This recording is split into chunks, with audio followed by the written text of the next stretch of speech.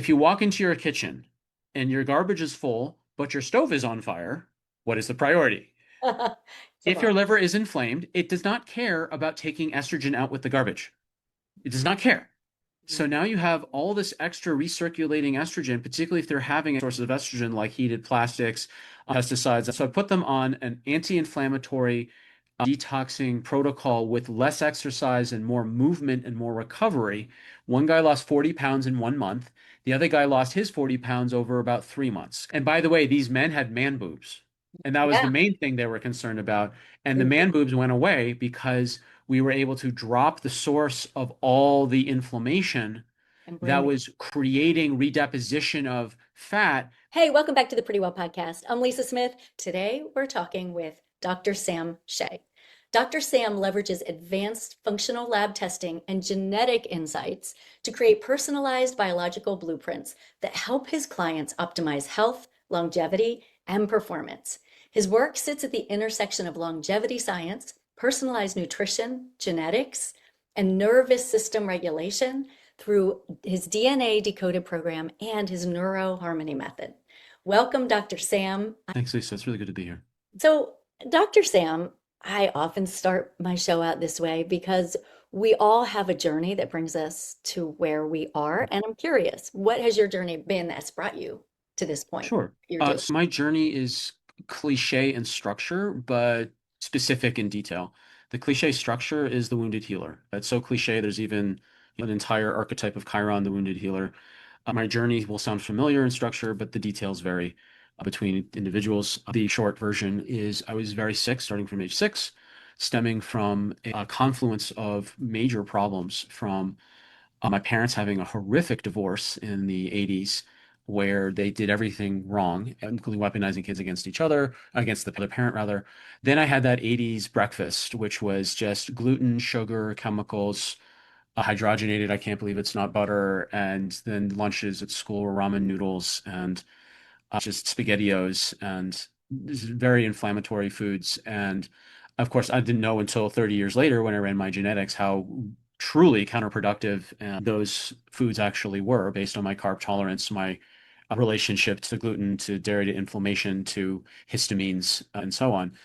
I had embarrassing digestive problems that were quite severe that also led to social isolation and humiliation. Then I developed a coping mechanism of watching television, a video game addiction, a sugar addiction, and crippling insomnia to the point where it stunted my growth because we grow the most when we're asleep. So that's the short version. Both my parents are medical doctors. Actually, both of them are psychiatrists, which gives you an added level of, we'll call it complexity. Okay. And people are welcome to laugh and chuckle. I laugh, cry all the time about it. Left crack. My father is especially famous because he defined the term moral injury, even though, ironically, in the name of him identifying, naming, and disseminating the term to the point where there's a moral injury research center. You see the phrase used on CSI shows. I was casualty number one from his absenteeism. So I took a pivot into natural medicine because as a teenager, I realized that the tools that were offered to me for my depression, my anxiety, and all the things I was dealing with, the SSRIs were not a good mix for me. I had a long career of education from doing pre-med in college to a holistic health practitioner, then going to a chiropractic school, became a functional neurologist, then went abroad and got an acupuncture degree, and then got very heavy into functional medicine with Dr. Kalish, and then learned genetics. And then that was over 10 years ago, I was involved in genetics. And that really answered a lot of questions as to why I was so ill while everyone else seemed to be, it had similar lifestyle, but seemed to be okay. But I realized that genetically I had the gold medalist in the crappy gene Olympics. So I really sympathize and understand why people who struggle with chronic, bizarre situations and health issues that seem just to be so strong and also strangely silent and invisible at the same time, where you can look okay, but just feel awful Mm. all the time. And for me, genetically, I discovered several major things that were not revealed from other functional testing. I've been doing functional testing for years prior to doing the genetics. Number one, I had a very low carb tolerance. I was eating a perfect Mediterranean diet when I was abroad. I knew the names of my farmers and my farmers markets. I knew the names of their chickens. It wasn't a quality issue, it was a quantity issue of the carbs. And I was having these cycling mood, energy, and digestive problems throughout the day. And then when I got my genetics test, I was like, oh, I'm just eating completely wrong for my diet, carb wise. Within a week, my digestive mood and energy leveled out. It showed to me that I had caffeine-induced anxiety and depression. I'm also a stand-up comic, and I'm writing my next show on what it was like to grow up in the 80s through the lens of my breakfast. So you made progress as a functional medicine practitioner Mhm. before the genetics ever came into play. Yes, absolutely. It was better. It's just there was a missing piece, and I still do functional testing, and I encourage people to see a practitioner who does functional testing. My emphasis on genetics is it's just that genetics is the biggest gap in people's testing array. And if they do get genetics testing, they're confused, overwhelmed, and ultimately paralyzed with hundreds of genes. So I was like, okay, I will take that challenge on. I will now take the genes and simplify it so you know what's prioritized and what is easy to implement and make it the reports beautiful and easy to do for both practitioner and client.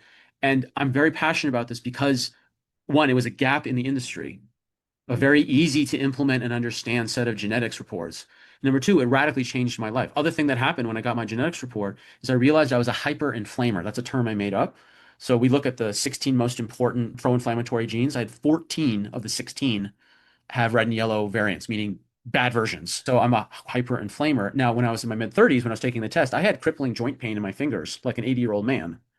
Hmm. And I've been doing functional tests, taking my gram, nothing was moving. Then I did my genetics, saw I was a hyperinflamer, saw a completely different set of options that are only found in genetics of what to do based on your genetic predisposition to hyperinflammation. Within a couple months, all my joint pain is gone and stay gone because it was a different lens into the body system that wasn't available through other functional tests. That makes my ears perk up when you're talking about inflammation.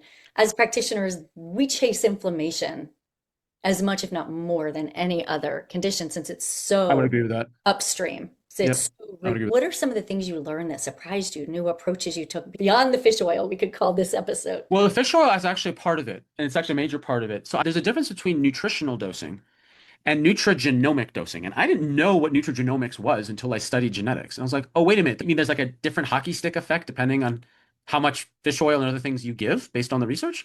I Mm, had no idea. So the best way to understand it is like your 1 gram of fish oil mm. throws widgets into the machinery, which is great. Did a 1 gram of fish oil for over a decade prior to that, probably more than a decade.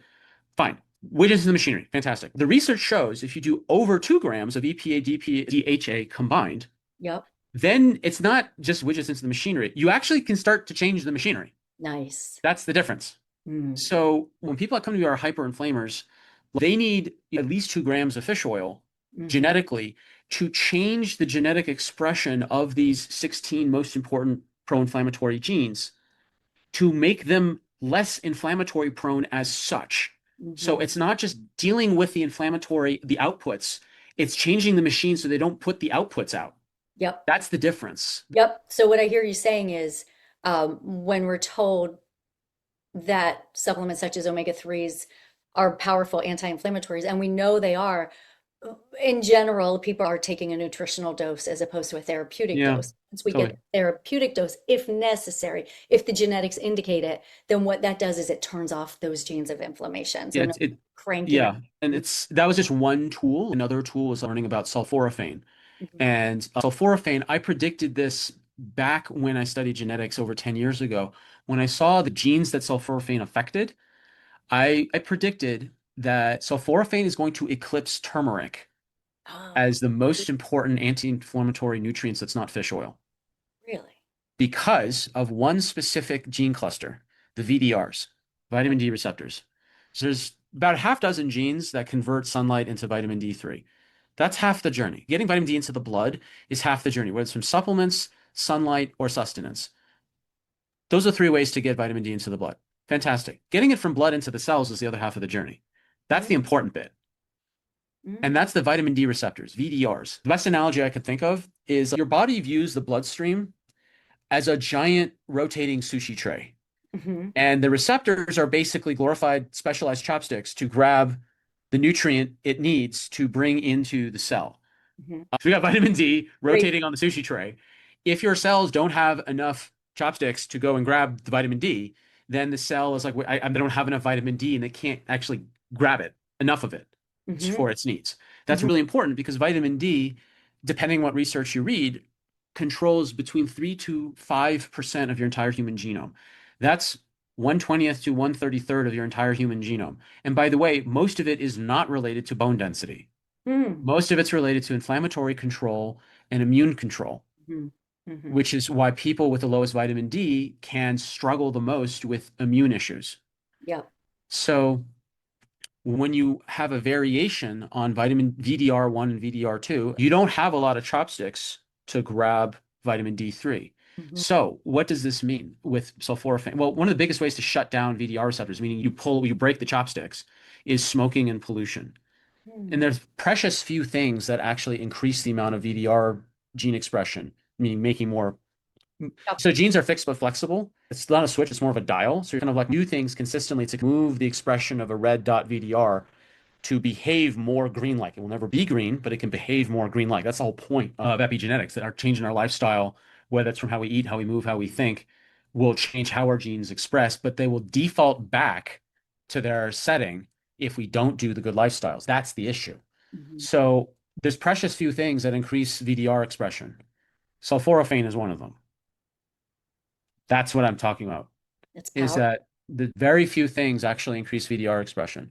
Sure, you can take more vitamin D to put more vitamin D on the sushi tray, so what few chopsticks you have an easier time grabbing because there's simply more to grab, but you Mhm. run into a limiting factor there if you just don't have enough chopsticks. You Exactly. want to saturate with more vitamin D. For example, the optimal range of vitamin D, according to Institute for Functional Medicine, is between 60 and 80.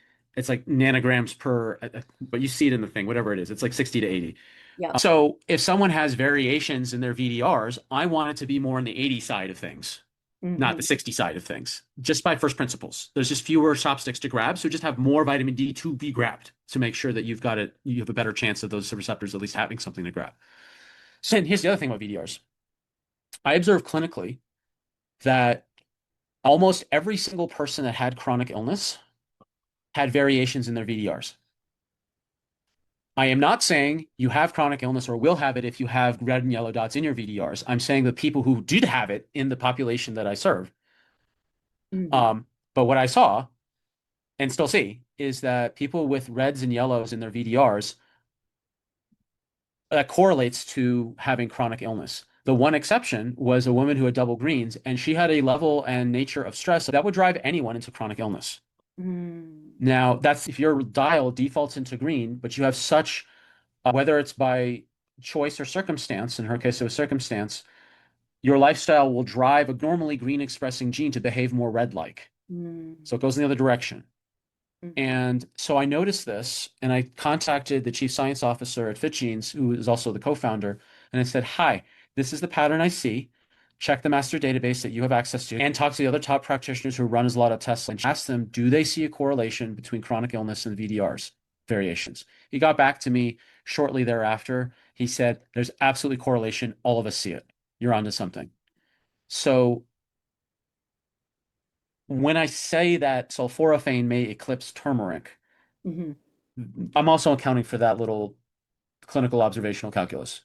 And I'm not saying for people listening, quickly go out and buy sulforaphane. This is not a supplements for symptoms discussion here. And there's many other things you can do that don't involve supplements from a genetics report. You can look at your optimal exercise. Some people are more genetically optimized for endurance, some are more genetically optimized for sprint. And if you do the wrong type of activity, you can burn yourself out. Hmm. Also, there's people who've got different genes around their collagen. Some people's collagen are genetically weaker than others.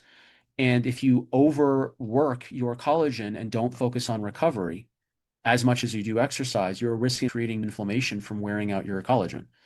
So attending to exercise and focusing on recovery, not just on how many more box jumps can I do, is a massive win to help control inflammation. And then there's a whole dietary piece.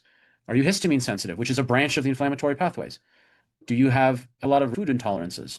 Which if you eat a lot of foods that are high risk of food intolerance, you're creating inflammation in your gut. Hmm. Do you have caffeine induced anxiety and depression like I do? That means you're comfort eating to deal with the anxiety and depression from drinking the coffee to give you the energy. So now you're comfort eating crappy food, which is not creating inflammation. You see how it just spins. I know our listeners are like, yeah, this is me. We've all done it. We follow different diets thinking this is the Mm-hmm. new way I'm supposed to eat. And over the years, every so many years, there's a new villain. It could be fat, carbs, protein, whatever. Mm-hmm.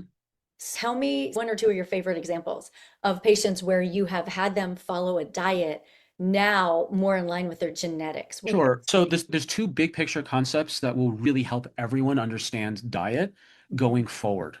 If anyone listening has ever said this, I've tried all the diets and none of them work long term. there's a concept called metabolic barbed wire.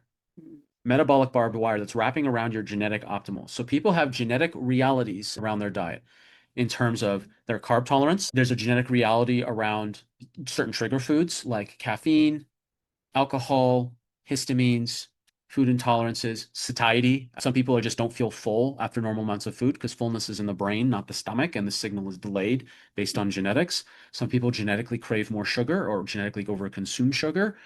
There's this genetic reality. And some people genetically need more nutrients than others of specific kind. If you're a hyperinflamer, then you might want to consider more fish oil of a high quality because genetically you're hyperinflamer. So we've got a genetic reality. Then we've got metabolic barbed wire. So for example, if I'm genetically low carb, which I am, mhm, but metabolically I have a current issue with my gallbladder or my pancreatic lipase or carnitine shuttling fat to the mitochondria, or I'm not able to burn fat efficiently, then mhm, I have a conflict between my genetic preference for fat and my metabolic reality that I can't digest, absorb, transport, or use, or some combination of fat in mhm, my metabolism.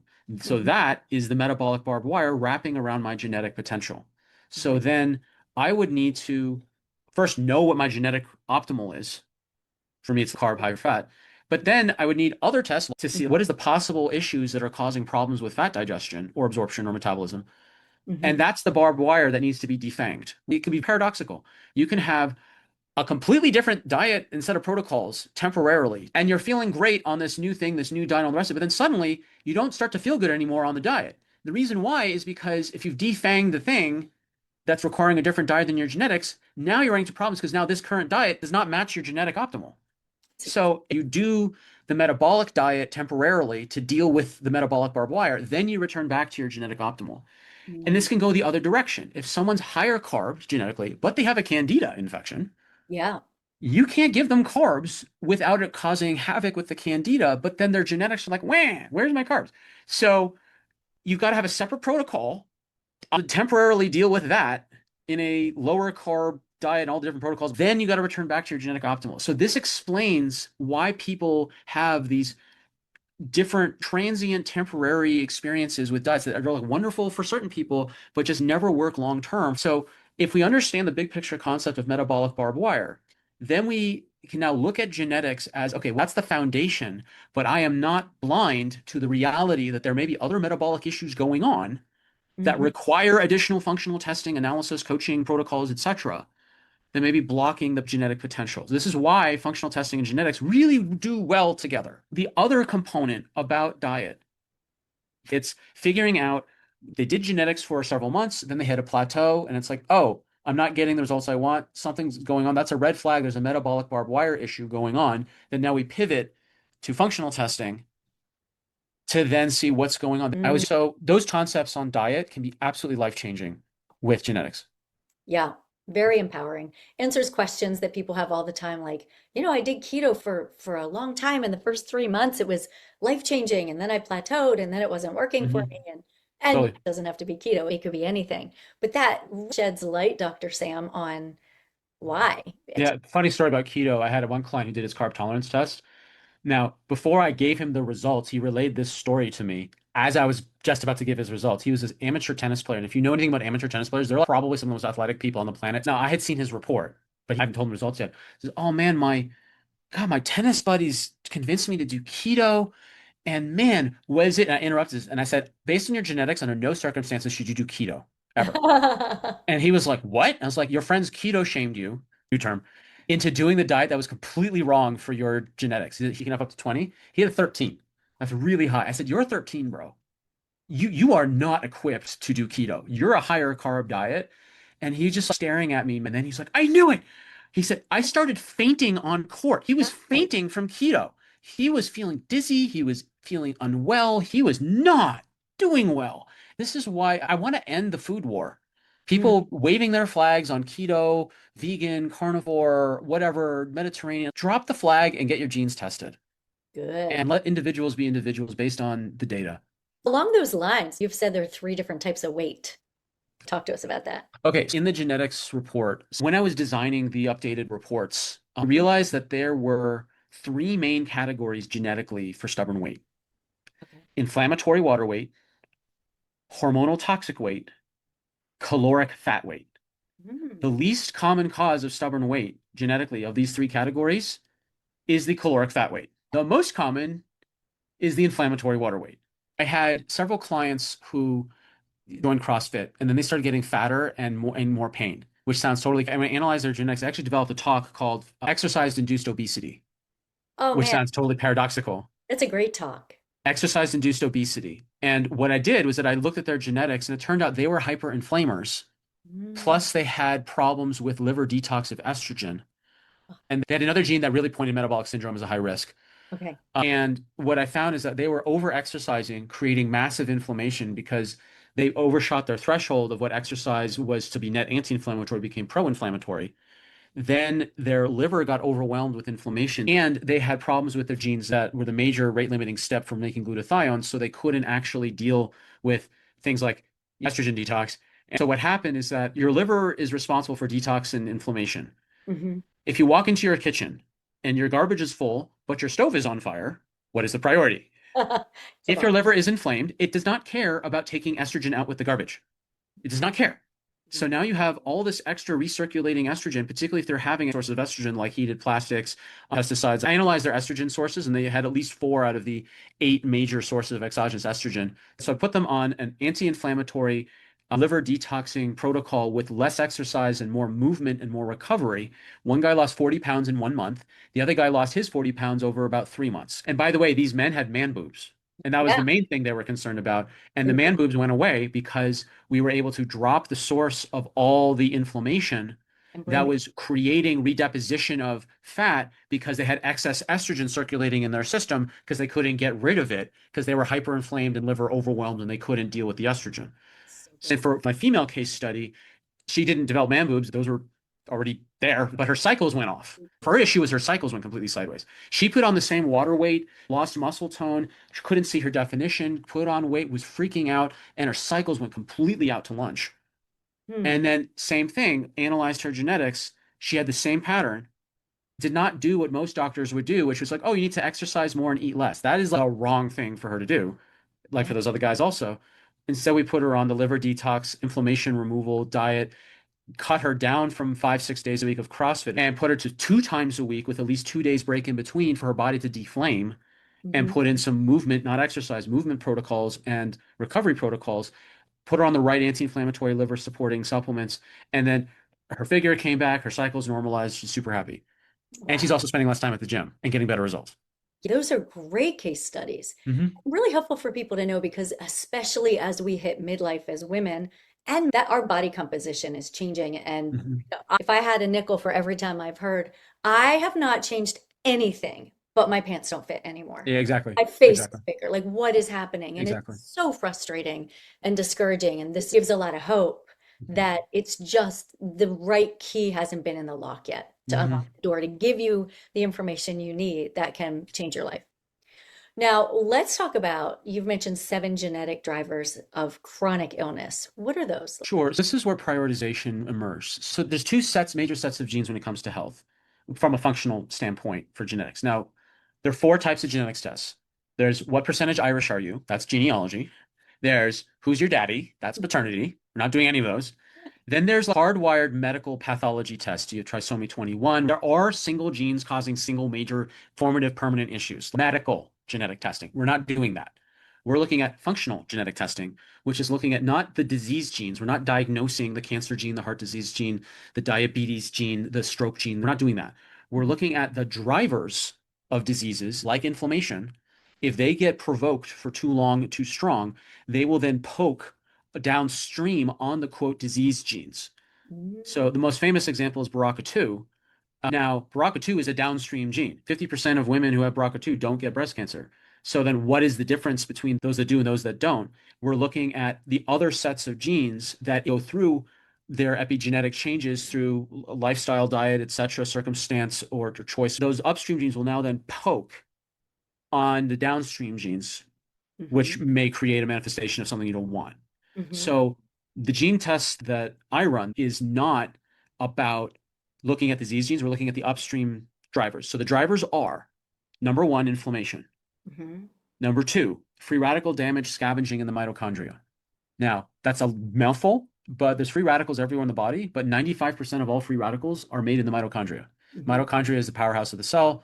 The Hmm. reality is, think of it as an energy factory. When you burn protein, fats, and carbs in the presence of oxygen to make your energy, which is what your mitochondria do, it's why we breathe, is to get it's like a fire. You put wood and oxygen together and you make a fire. Now, when that wood burns, you make sparks. Sparks are free radicals. That's the best analogy. The free radicals are the sparks generated when you burn in the factory. We Hmm. got three types of wood: proteins, fats, and carbs. You make sparks. You need janitors to run around and put out the sparks so the building doesn't catch on fire. You've got three genes, MNSA, GPX1, CAT, that are the three main janitors of the mitochondria. And if you've got red and yellow versions or bad or slower janitors, they can't catch all of the sparks, therefore you're at higher risk of your factory catching on fire. That's the easiest way to think about it.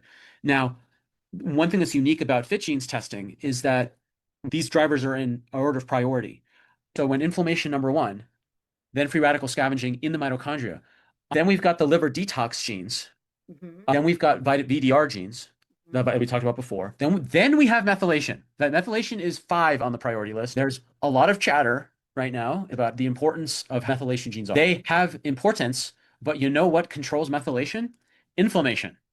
Right. I overheard a very popular podcaster talk about his special gene test that detects only five methylation genes and claim these are the only five you need. He's wrong. I was very upset when I heard this, and when I get angry, I make a PowerPoint. So I made one and went on a podcast spree debunking his claims, showing the research that inflammation controls methylation and other things control methylation or at a minimum bidirectional.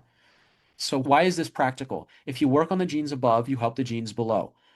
That's why the focus is first on inflammation. You can do fewer recommendations that affect the highest number of the highest priority genes. Yeah. And so now you're not doing 300 things, you're like 10.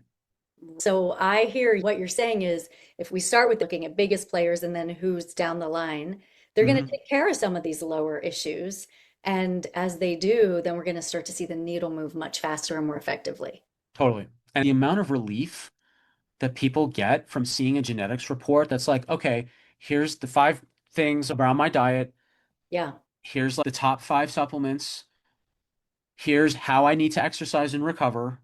I can do that. I Yeah. can do that. It's not like this Gatling gun of recommendations that are overwhelming. I can see that. And I hear it a lot where people say, I'm doing all the things. I'm eating right. I'm exercising. I'm hydrating. I'm working on my stress for crying out loud. Why is nothing changing? And this is why. And that Because was my story. I got better to a point without genetics, and then genetics was the big unlock. Yeah. how soon would someone start seeing some changes once they were able to dial this in? Okay, so it depends on how unwell they are to how much potential they have. Hmm. So it depends on that. It also depends on what genes and how sensitive the genes are. For example, if someone is a yellow dot in caffeine versus a bright red dot in caffeine for me, if I go off coffee versus the yellow goes off coffee, I'm going to have much more dramatic differences Hmm. based on the quality of my genes. Hmm. And the coffee thing can be almost immediate. Depending, some people may have some transitory headaches depending on how addicted and how much coffee they have that they're not coming off. But the ability to not have just ambient level anxiety throughout the day, followed by a depressive crash, is Yeah. massive. I just recorded a podcast. I did a full hour just on caffeine sensitivity, covering the three major genes that influence caffeine. And I had one client who he came off caffeine and he called me saying like, I feel so much calmer and so much better. And he had a bright red dot in caffeine. He's like, I had no idea I was sabotaging myself with caffeine in terms of my anxiety and depression this is my entire life. And this guy was having three coffees plus energy drinks a day. And it was life changing for him. But remember, he was having this much caffeine and had super bright red dots. Yeah. So there's variation, but it can be really sudden, but it depends on what you're dealing with. Just a personal question about that. If someone is highly sensitive, bright red dot and caffeine, that means no green tea too, right? Unless So it's it depends on the sensitivity. And so green tea is a decrease. There's a chart in the report of decreasing amounts of caffeine based on the drink you have and chocolate as well, because chocolate's one methyl group different from caffeine. okay. And when on the caffeine slide that shows what your results are and how to navigate this, there is a way to figure out what are the drinks that are more possible to potentially have. Some people they may not really do well with any amount of caffeine. That can be a reality for people. It's really true for me. I don't do well on any amount of caffeine. So it's just so individualized. I saw you shared some of your report with me and timing. Yeah, Like, timing, yeah, time, dosage, and quality of your caffeine sources. So, like a lot of coffee in the US has a lot of mold on it that has massive amounts of implications for your inflammatory pathways and so on. yeah, Time of day matters. People say, oh, 2 o'clock. Well, you know what? If you have a bright red dot, you may still be metabolizing caffeine into the next morning, even if you take your caffeine at 2 p.m. This blanket thing of like stop by 2 p.m. may or may not apply to you based on the intensity of your issues with caffeine. yeah, Then, of course, volume matters. Like the guy with the 3 cups plus the energy drinks, that's a volume issue yeah, for exactly. sure. Yeah. So beneficial and valuable. So how do people get the Fit Genes test, work with you? So there's two ways. One is if you're a practitioner or a certified health coach and you want to actually incorporate my genetics tests into your practice, you go to this website called fitgenesusa.com, FITGENES USA.com, fitgenesusa.com. There you can sign up to be a practitioner Hmm. and then learn how to run genetics in a very straightforward, effective manner Hmm. for your practice. For the lay public, the website is thednadecoded.com, thednadecoded.com, all one word, no hyphens. Yeah. Or you can go to drsamshay.com and you'll see the link to DNA Decoded above. And that's where people can get their genetics tests, both the carb tolerance and the 100 plus genes that have the genetic variations on food and the 7 drivers. We talk inflammation, VDRs, etc. Hmm. And for that, for listeners, they can put in the code Gold 100 and they get $100 off the Gold program for DNA Decoded.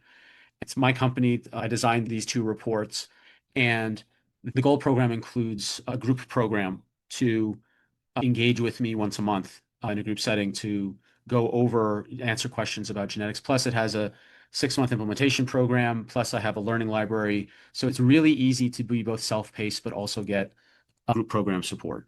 So that's for the general public. But for practitioners, I would have done anything to have this test at 5 years old as opposed to 35 years old. My Oh, whole life and health would have been completely and utterly different yeah.